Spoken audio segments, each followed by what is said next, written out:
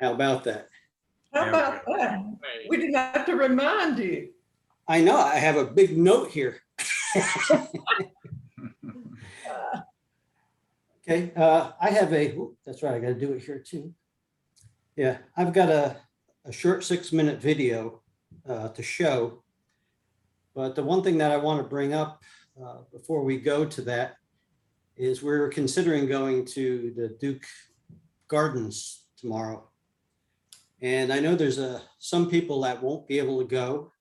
And quite frankly, looks like weather-wise, this is a pretty bad week. Yeah. So, I don't know if you want to wait until tomorrow morning to see what it looks like, or just kind of either make a decision, we're going to go no matter what, or blow it off. But according to the email, we were going to meet there at 9, right? Right. Yeah, and I just looked at the weather.com, and it says rain during the night, but then by 6 or 7 in the morning, it said the sun is coming out and it's going to be partially cloudy, and which may not, would be good, but as long as it's dry. So should we just wait until tomorrow morning? And if it's raining at 7 o'clock, just say, call it off, send out an email, or? That's good for me. How's everybody else on that? I've got a conflict, so I won't be able to go. No, I have something else going on as well. Okay. Might be you and me, Frank. That's true. Yeah, I do. I have a conflict too. Should we then postpone it for another time when more people can go? Yeah, let's do that. Okay. Yeah, because postponing it sometime during this week is probably not an option either, because it just seems so spotty as far as how the weather is going to be. So, except the great thing is the temperatures this week. Yeah, true. Yeah, I was there a month ago, so it was great. We enjoyed it a lot. Yeah, I've never gotten up there yet, so I'm looking forward to it. You can park, by the way. The website says that parking's limited, but it's not. So you can park right there. And especially at that time, there shouldn't be any problem. No. Okay, so I'm going to try something here. I'm going to wait for it to explode. Let's see. Uh-oh. See, it's going to explode already.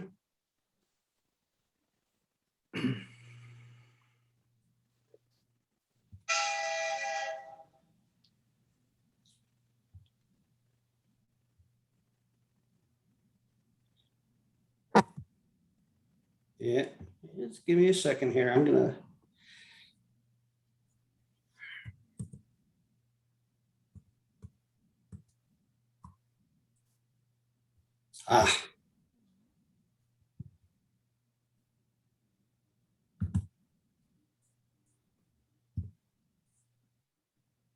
Okay. Yep, it's showing. All right. Now, can you hear it? No. This is the problem that I found yesterday. More. Share sound. There it is. There. Oh, man. My name is Chris Burkhardt, and today I'm here with 5 tips on how to document nature in the way that I feel is the most awesome.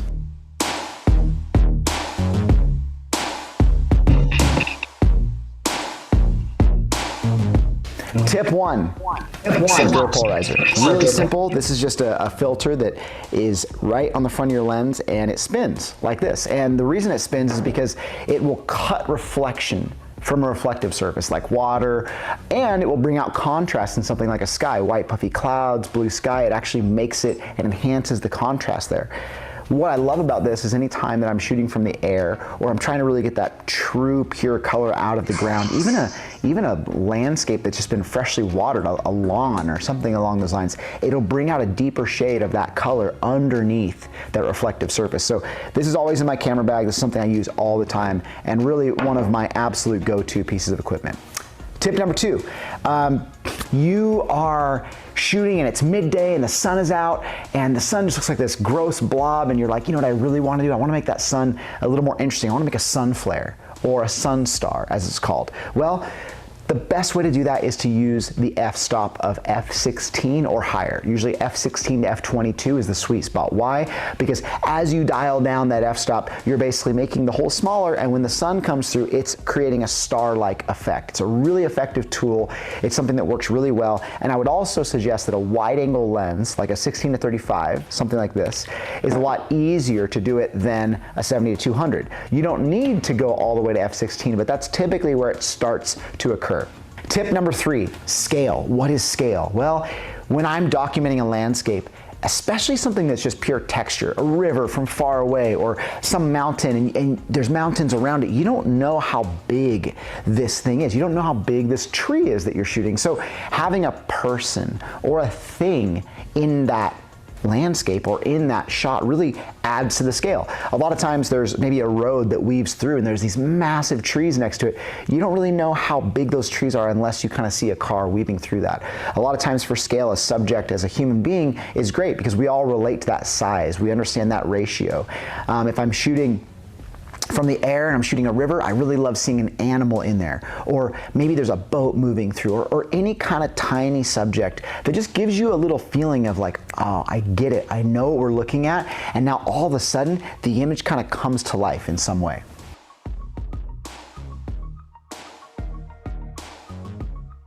Tip number 4, seasons. The seasons change everything in photography. And I think one of the key things is if you're looking to go to a place like, say, Yosemite, for example, super easy example, and you say, oh man, I really want to go in October, I can't wait to see the waterfalls, you're going to be really disappointed because they're dried up. So knowing your seasons, doing your research, what am I going to get seasonally? If you want to go to Yosemite, do you want to shoot these tufts of grass with white snow over them that look like bowling balls? That's going to be deep winter. If you want to go there and get the waterfalls raging, you need to go in spring. If you want to go and get the changing leaves, fall, right? So understanding and making maybe notes to yourself, or you start a Google Doc, or you have an email that kind of like lists out, this is what I have the potential to see in that season. And this is really a matter of like respecting and knowing your landscape, doing the research, giving it the time and the energy to show that you care about this place, right? And that when you go there, you're gonna put your best foot forward by documenting what's in season, right? So for me, seasons and studying those seasons and knowing what they can provide me with in terms of opportunity, that's huge. One of my biggest things I look for every time I go somewhere. Tip number 5, this is going to be finding texture. I love texture. Texture to me is everything. I love texture in my food. It's one of the #1 things I look for in images. A lot of times I find texture when I'm up in the air because I'm looking down on something. And one of the things I love about texture is that you can allow yourself to kind of create a fine art style image, right? Sometimes I try to remove other sort of distracting objects. Maybe there's a road there, maybe there's some trees, and I just want to hone in on this one little piece of texture. Maybe it's the patterns of a leaf, right? Texture can be found in the macro and the really wide. The important thing is to learn how to look for it. Where do you find it? Well, it can often be found in nature in a repetitive scale, wood grains, the shape of a leaf or the patterns on a leaf, river systems. There are times during the day or the year or just simply the hours of the day where these textures will show up better. If I'm shooting from the air, a river system, or maybe an estuary, it might be better to document that when the tide is low, because when the tide is high, it's just gonna be covered in water. When the tide is low, you're gonna have all these little patterns and rivulets going through this thing. So that's a really important thing. When it comes to river systems, a lot of the glacial rivers I've shot, the texture becomes more interesting certain times of the year when the rivers are fairly low, but not totally dry, right? You're also looking for different colors to weave through. So I guess what I would say when it comes to texture is your perspective often needs to change. Sometimes you need to get up high. Sometimes that means just simply being on a ladder looking down, right? Texture can also be found in unlikely places, right? It can be a macro thing where you're really looking for the texture of a flower or something along those lines. But providing yourself with the tools, potentially a drone or shooting from a plane or just shooting a wide angle lens can really allow you to get that. Sometimes it's a macro. But I think that the more time we spend outside, the more time we spend looking for texture, the more you will find it. And I think that that's one of those things where it just takes time, it takes energy, and it often pays off because texture is rad and it's one of the coolest things we can document.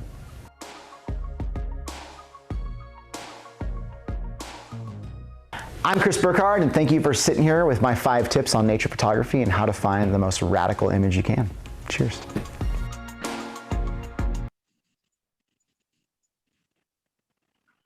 It's good.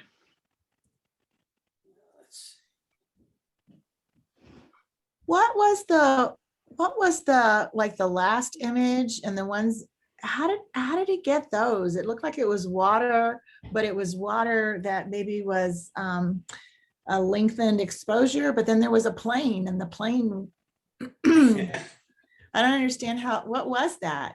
That's probably having a great boss where he could fly above them.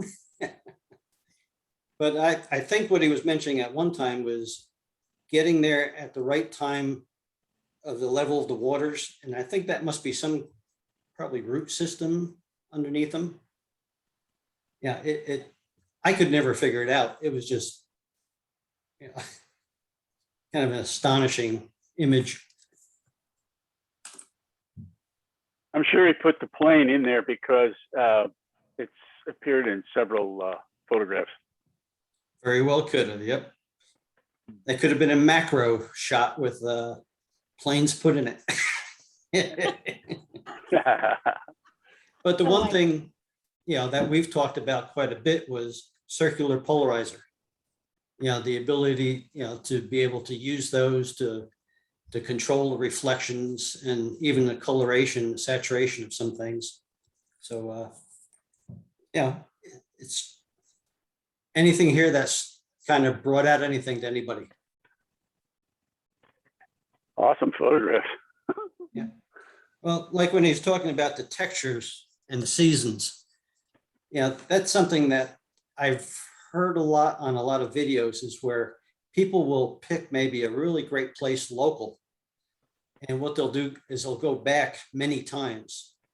You know, so if you have a really great, you know, state park or something, and you got some great vantage points, you know, to go back multiple times, different seasons, different times, you know, the morning light versus the evening light, you know, so you just got to keep in back of our heads that, you know, if we pick some place local, you know, we can revisit it over and over again.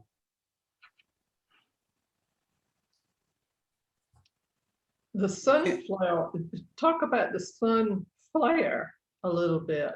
I've always gotten those by mistake, but he's saying he gets them on purpose. I'd never heard what he suggested. What he Well, what said, you- said in f-stop, what, up to 22? Is that what he said? Yeah, 16 or 22.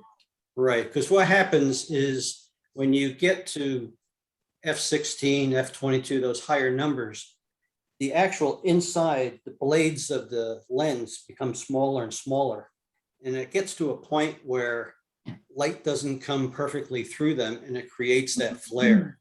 So by forcing it to a f-stop of somewhere up in the area of 16 or so, it gives that, it's actually a distortion, but it's a good one. So the sun would have to be in a certain position, like straight above or anywhere, or? Well, the ones he showed were, you know, it's got to be in your image. Yeah, he's creating I always have gotten flare by mistake because of dust on the lens or something. And he's getting it intentionally shooting directly at the sun. So the sun is the image and the whole sun is flaring. Pretty cool. And yeah, the one thing too is the scale. That was pretty important. Yeah, having something in there that can show how big something is. Yeah, I've taken pictures of like Bryce Canyon, but without a person or without something that you can relate to, it sometimes just becomes a kind of a bland photograph. Yeah, no, he's right, because I remember being out at out west and taking pictures of the Rockies. And then at one point there was a herd of buffalo down on the bottom. So I had them in the picture, and it did make it a lot better. It really told you or conveyed the size of that mountain range by having them, which are big animals down there, but they look so small. I remember also in videos about making something interesting, like a sunset or something like that. Sometimes they say if you have something in there, like a boat or something like that, not only does it do the scale, but it also makes it a little more interesting. Right. A little more of a story. Okay, good. Now, if I can figure out what I'm doing, we'll get to the challenge images. Okay, share my screen. Holy smokes, I think I did it. You did. You're up there. I'm out there, baby. George Costanza moment there. I gotta move my. Okay. Beth, as promised.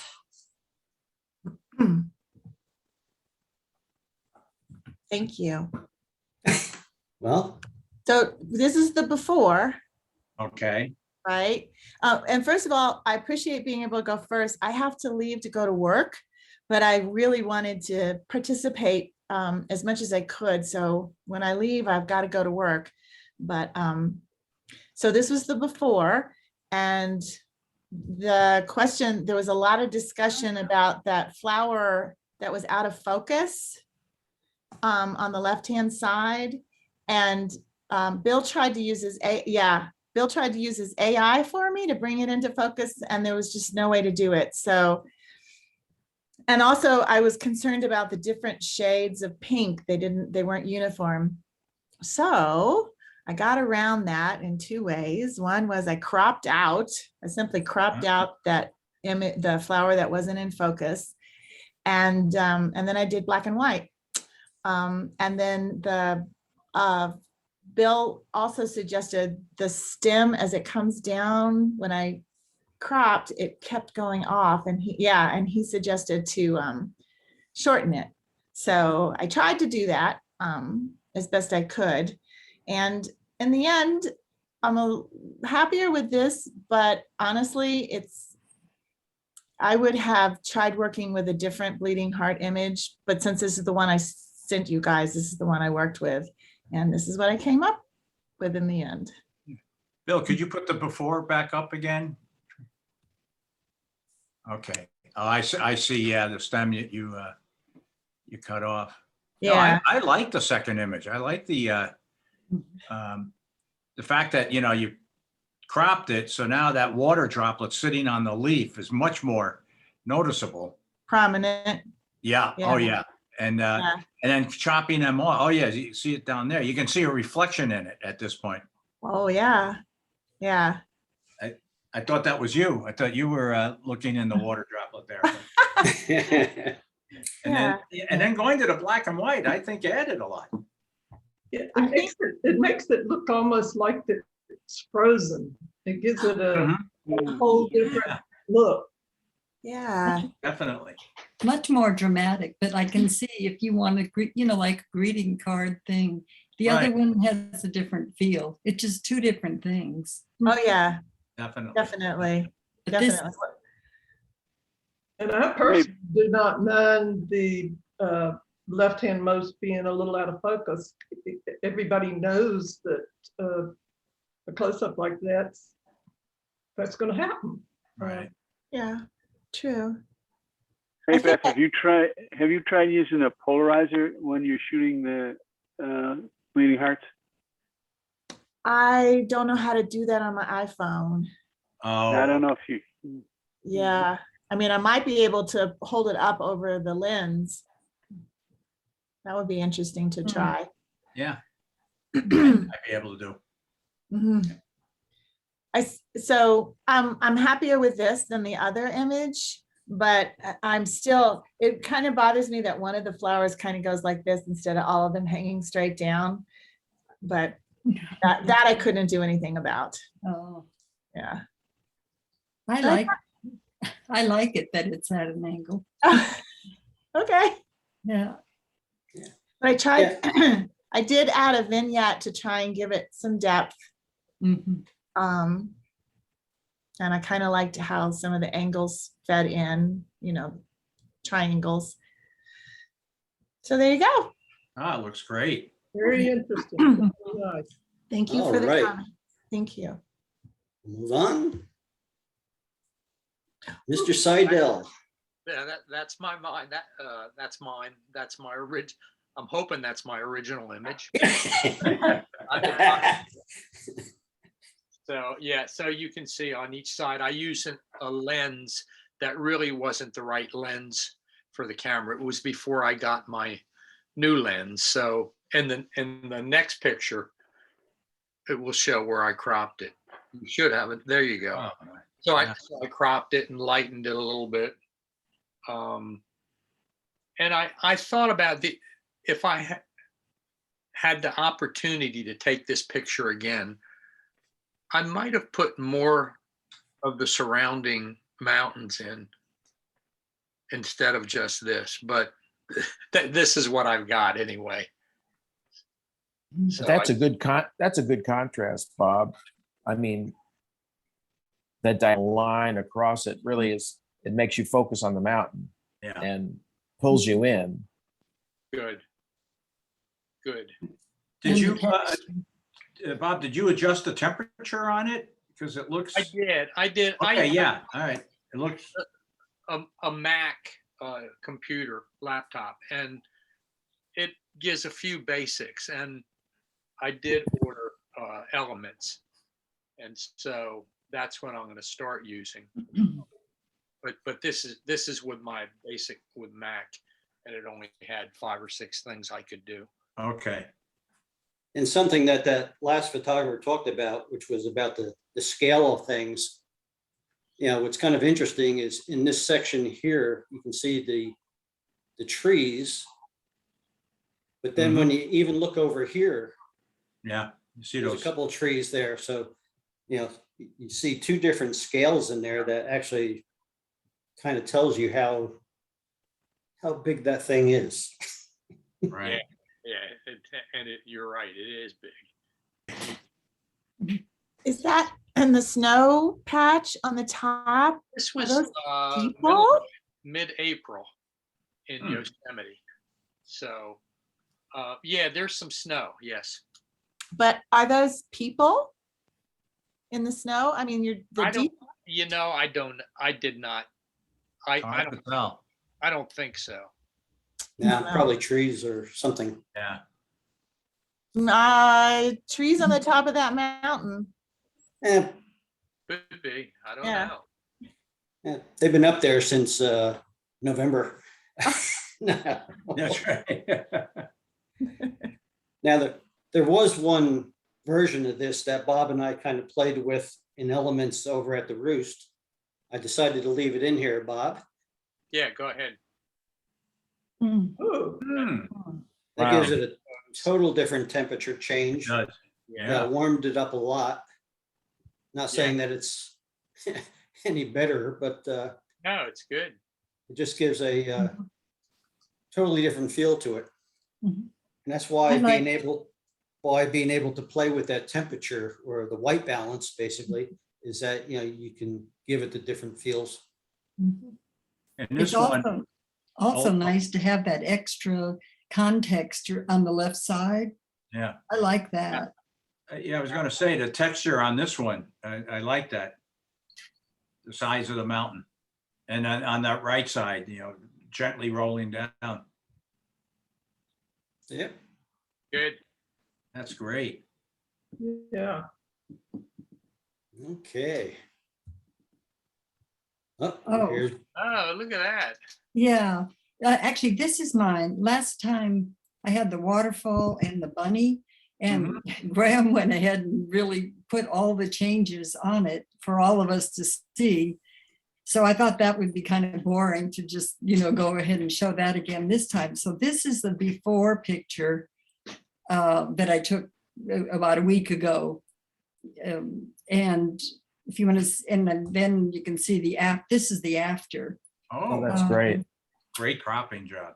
Yeah, well, the fun thing about it is I have Photoshop Elements. I use photos on my iMac in general, but for removing objects, I finally got so frustrated with photos that I figured out how to do that on Photoshop Elements. Okay. And am now, just transferring it over there to do object removal and then back again. And actually it's gotten to be a pretty smooth process.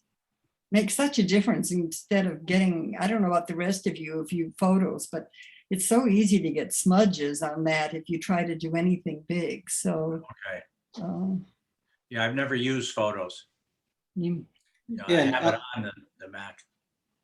I do, just because it's easy to transfer everything back and forth from, from your iPhone to the Right. computer to the whatever. So Yeah, we have a couple of people here that have gone to Elements or are, I think it's Helen and Bob. I've gone to Elements. I've gone to Elements as well. I found it to be a little difficult to work with, but there are so many options. But the quick edits, that kind of walk you through some of these are a good training process. I learned how to do photo merges as far as doing HDR and panoramas. And it was actually by going to, I'm not sure if it was called Quick Edits or something like that, but it kind of walks you through the steps. And that was a good way of learning. So. yeah, I like photos for just doing lightening and darkening and sharpening and cropping and rotating. That's a little bit of what I did here, although it doesn't look too much like it. But then Photoshop Elements, I mean, maybe we can do more. If there's more people now that are using that, maybe we can Yep. Yeah, that would be great. even have yeah, a subgroup of people so everybody learn how to do one thing, and then that'd be great for a tutorial. Yeah. Good idea. All right. Betty, did you shoot this one through the window? Is this through the glass? of course. Yeah, I mean, well, it's just, I guess we were probably just sitting down for supper or lunch or something like that. And all of a sudden, this started to develop.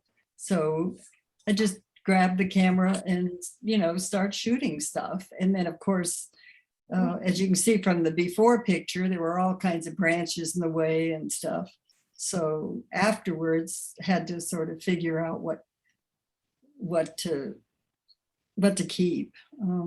I want a tutorial on how to shoot through the window.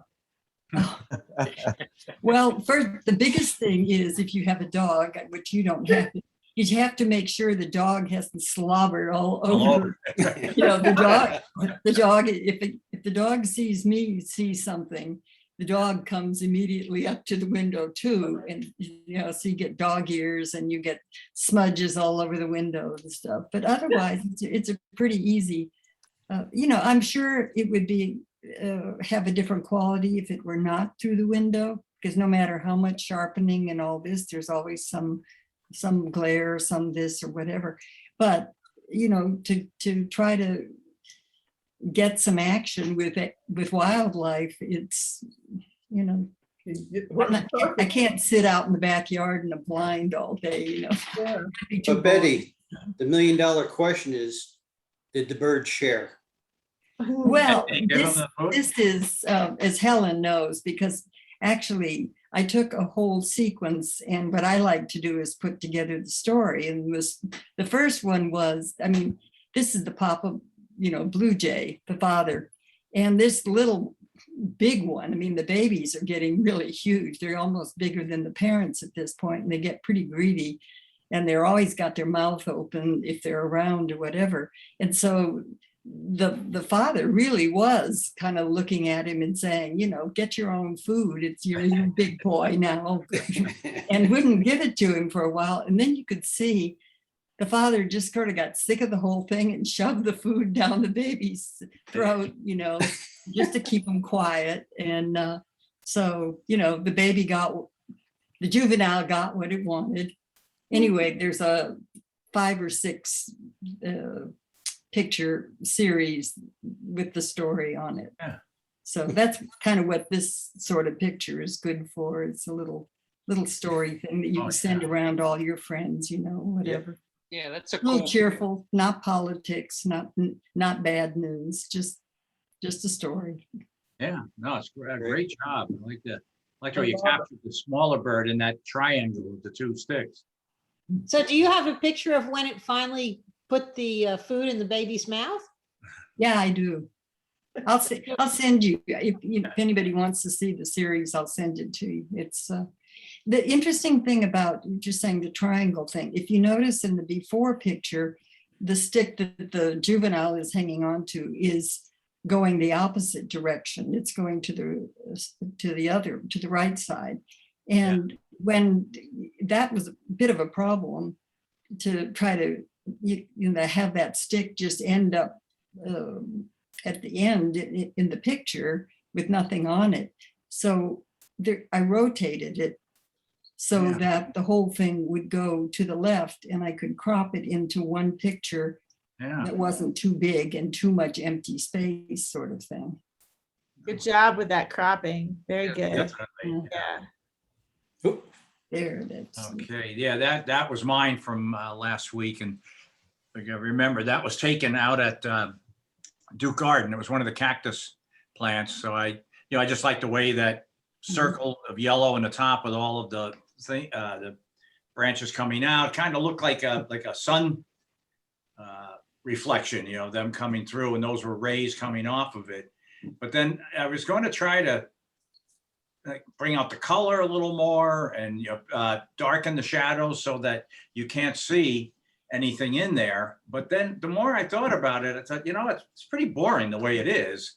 So I decided, I'm going to play around with it. I've never done it before, but create a mirror image from this shot. And the next one, this is what I came up with this week. Oh, interesting. Oh, Yeah, and that's what I felt. I said, whoa, that's a much better image than the first one. it looks like a face in there. It looks like It does, and that was, the 2 side by side, when it created that mirror, created that face in there. Because when you look at the first one, you can't see that at all. But now it looks like, there is, because you don't even see it. It's like right at the top, but I decided to go the other way. I tilted the photo up and then did it that way. How did you do the mirror? How There. did you mirror it? I went on YouTube and found a video to take any image you have and create a mirror shot. It cuts the photo right in half and then creates an opposite mirror on the other side. It was about a 10-step process, but at first it seemed very confusing. But then as I went through it, it was really easy. And if anybody's interested, I can send them the link for that video. Yeah, I'd be interested. I would be interested in that. Yeah. All right, what I'll do is I'll send it out to the group. I'll go back on there and get it. And the guy was very good at explaining it. It was done with Photoshop, but I would imagine that the elements, probably you could do it also. But you may be looking at slightly different screens or options on there. But I'll send you the one I have. Okay. That's an award-winning photo, I think. Yeah. Yeah, it's good. Oh, thank you. Yeah, it does. I'm going to experiment with that more, like taking some other shots that I've done and just play around with it and see what kind of effects you can get. But it kept the clarity right there. I was a little blurry up in the top here, but I just like the impact. Looking at it, looks like a giant spider coming at me. Yeah. It does. Yeah. Spooky. It is. Or some kind of Asian god or goddess or something Right, like. right. That's right. It's the Asian god of fertility. Oh, With all those spikes, I don't think they're going to reproduce.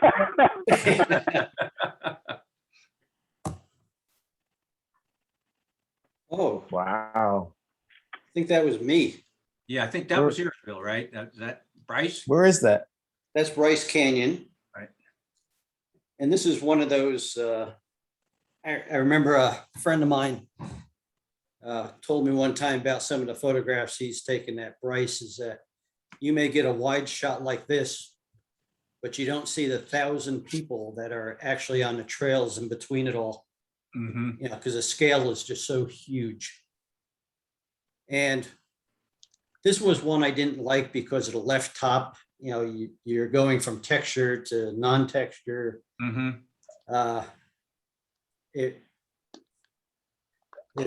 Some of the suggestions were to use more of the right-hand side of the image and possibly put it in portrait mode. So Oh, yeah. Oh, yeah. Nice. it's still not something I would put on my wall, but I think from some of the comments that we had and the way we're all talking about it, it does kind of make a little more cohesive kind of image instead of being all over the place. But even in some of these cases down here, I mean, it just gets more and more detail and Oh, yeah. even more interesting things, you know, the further you go in. Yeah, there's a lot of photographs you can get out of that big one. Yeah.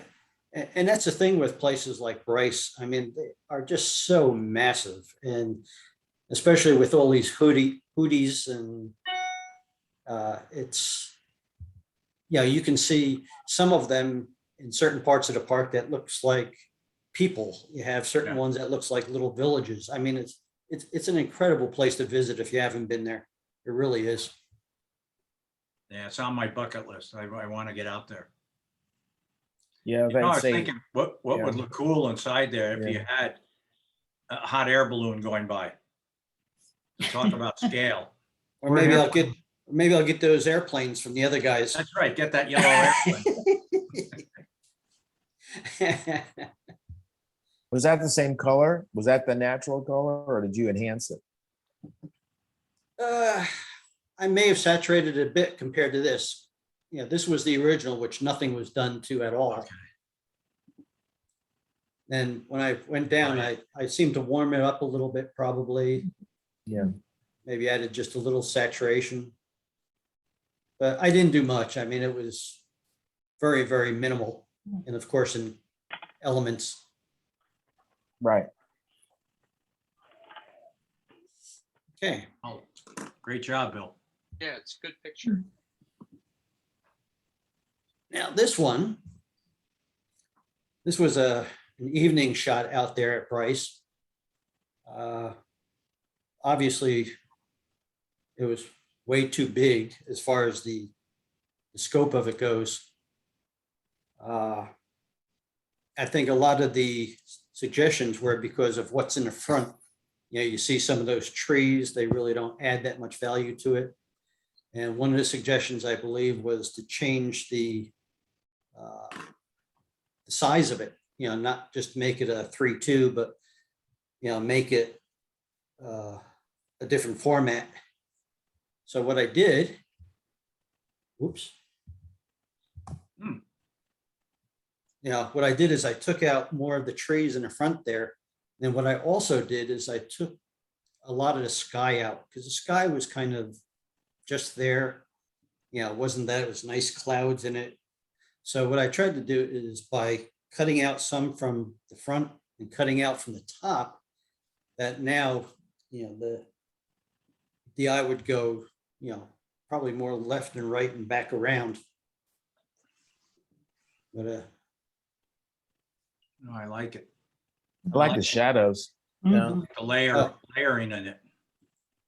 yeah, I would take a ride.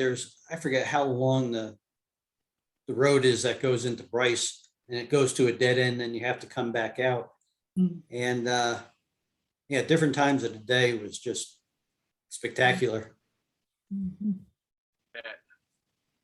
And this was So taken Bill- with this was probably taken with an old Canon T5i and probably a kit lens too. So What did you finally settle on, Bill? With the sky or without the sky?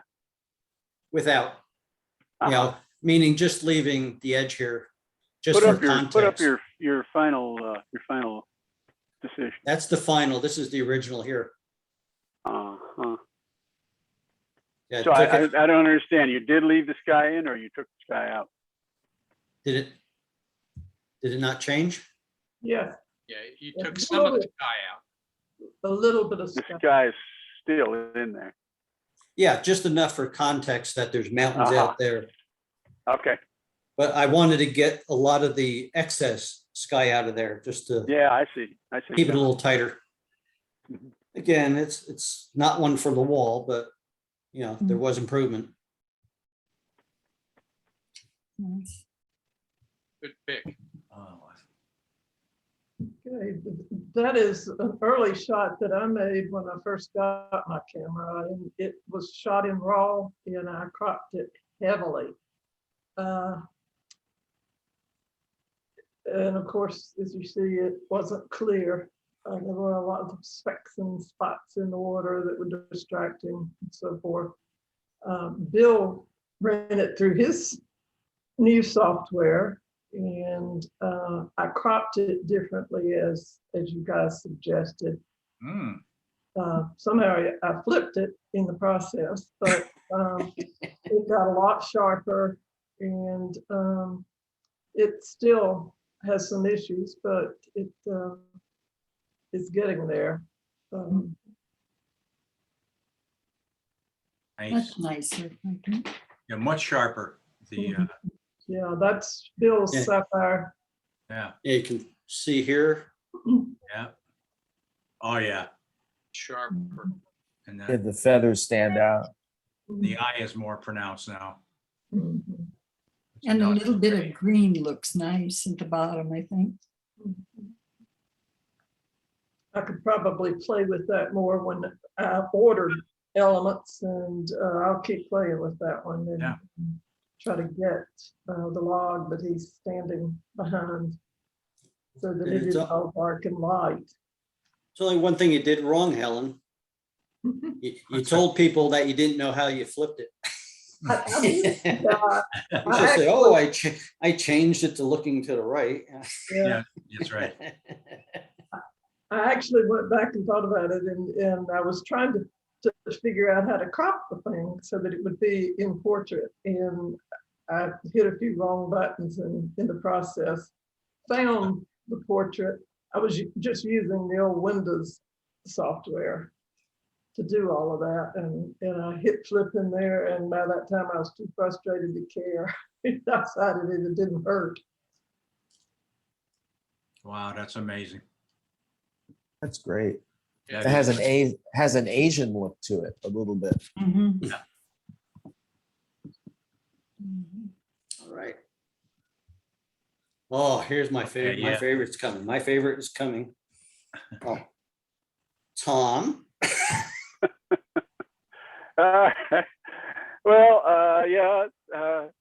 So this is my original image that I somehow was attached to and couldn't throw away, and I got some good suggestions. I think Betty suggested that the top of the image was really interesting, and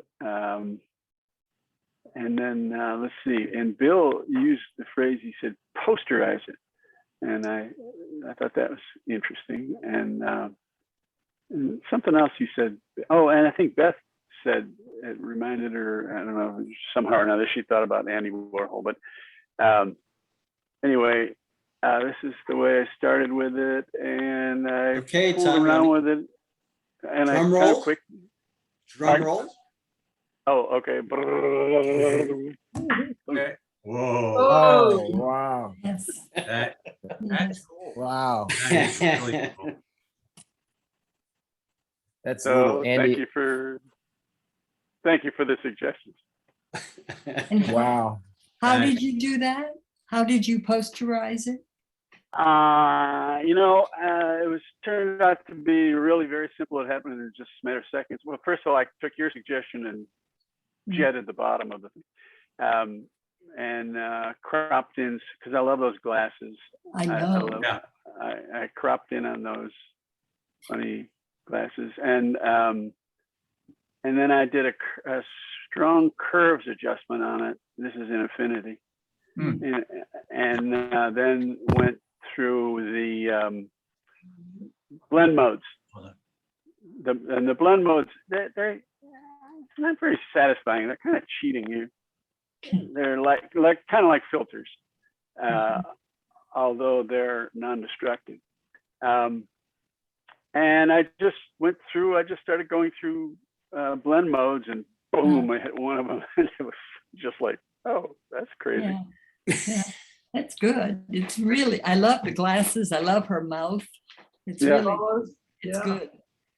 Yeah. I thought, oh well, that one's done. That's great. So it was fun. It was like, oh, look at that. And that kind of is the point for me, is that I follow stuff when I don't decide ahead and then go there. I follow. I don't know how else to describe it. Mhm. For me, it's always a following process and a dialogue with the software, as opposed to a plan. You go where it takes you. Just do Yes. something and then say, Yeah, I try to listen. And I don't know. It's all the words sound hokey, but I can't. I don't know how else to describe it. But I try not to be in charge. Mhm. I have my say, but I try not to be in charge. But these days, there's so many unknown things that we can play with on our thing. I don't know that there's any other way to do it. I mean, I do the same thing. I'll stick something in and try, sometimes try every slider and every this and every that, and just sort of, it leads you. As opposed to some pictures, of course, what you want, but like this makes sense to go that way. Yeah. Anyway, it was fun. Yeah. Oh, That too. that's it. Wow. I think that's all we had. So what's next week? I mean, what's the challenge? Well, what we've decided to do is we're going to have a presentation next meeting. Oh, right. Oh, And I've Minnie Gallman, she's just had so many experiences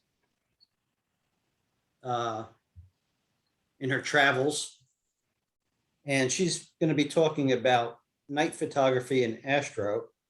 And what I asked her to do is to talk more about what made you decide that you were thinking about this kind of photography. She found a workshop that she went to out at the Outer Banks, and just kind of explain what the day and the evenings were like, in it, to see if it triggers anyone else on maybe exploring a different kind of photography and going on a workshop and taking advantage of something like that. She's been to Northern Canada up at the Arctic Circle for the Northern Lights. She's gone to Greenland and Eastern Canada. I mean, and she's just done a lot of stuff. Nothing holds Minnie down. She's so full of energy. Frank and probably Michael and know that pretty well. She's a little ball of fire. So I asked her to put maybe a 20-25 minute presentation together, but I have a sneaky suspicion it's going to go on. And at least I hope so. And I hope that you find her interesting and learn a lot from her. That's great. Good. So Other than that, what I'll do is I'll put out an email this afternoon and we'll kind of postpone this Duke Garden thing until a Yeah. little better weather can be in the forecast. And The team it's might good. want to, put together an idea about elements if enough people sign up for it. Yeah. Definitely. Yeah, because yeah, I use elements for some pretty elementary stuff because I don't go really deep. But recently, I've been watching more YouTube videos that talk about the masking and being able to put different backgrounds in and things like that. And it's not as difficult as I originally thought. So that's the one thing for the folks with any software. It may seem like a huge thing, but often you'll find out it's pretty simple. Right. I So- have a quick question about elements. I actually got a CD from somebody. They lent it to me. It was their version. But do you have to have, and it has a serial number on it, but do you have to have an Adobe ID in order to use it? You have to log in once you get it onto your computer. And because that's how they keep track of how many licenses are being activated at a time. Oh, okay. Because I'll have to check with this person to make sure they had 2 licenses. Because otherwise, I'm not sure. Yeah, okay. Because you may have to use their ID to get in. Okay, I'll check. Yeah, I haven't loaded it yet because I wondered about that. Okay. Thank Yeah. you. Anybody got anything else? I guess we'll just wait to a later date to decide about the field trip. Yep. Yeah, okay. All right. Good. Thank you, guys. All Thanks a right, lot. Okay, Appreciate everybody, it. be well. Thank you.